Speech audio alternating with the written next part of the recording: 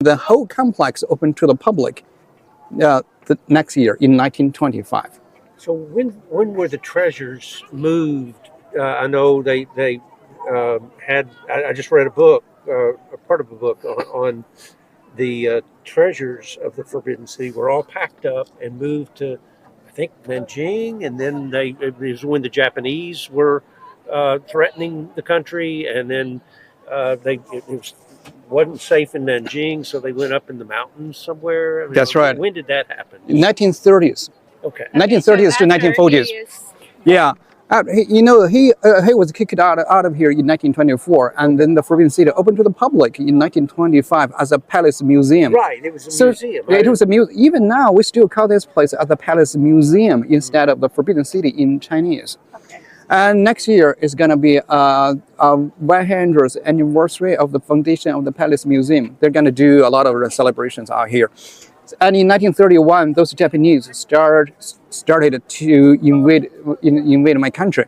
And in 1930s, those people who work for the museum, they packed up like 20,000 boxes of the treasures. To save the treasures. To save the treasures. Invading armies. That's right. Yeah. Thank goodness they did that. From the elements, I mean, they had to, be very careful. These were fragile. Very, yes. Scrolls that, They brought those treasures and transfer those treasures to southern China, and they were being displaced into different places. Right. Yeah. When the route, the northern route, and Yeah, in caves, in the mountains, and then when the war was over, most of them were brought back. Did they get them back?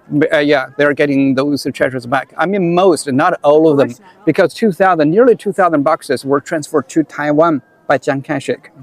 So, and another 2,000 still kept in Nanjing, the southern capital, which is very close to Shanghai, still kept in that place. The rest of them were transferred back to the Forbidden City. Many of them still on display, are still displayed in this place. We're going to see some of them. Yeah. Okay. I've been to the museum in Taipei that has the treasures that Chiang Kai-shek took out with it. Yeah, 2,000, pretty much around like 19,000 boxes were transferred to there, to Taiwan. So totally 24 emperors lived in the Forbidden City for nearly 500 years, and another 100 years which used as a palace museum till now. Now, which houses more than 1.8 million pieces of antiques and precious items in the Forbidden City, one of the largest palace museums in this country.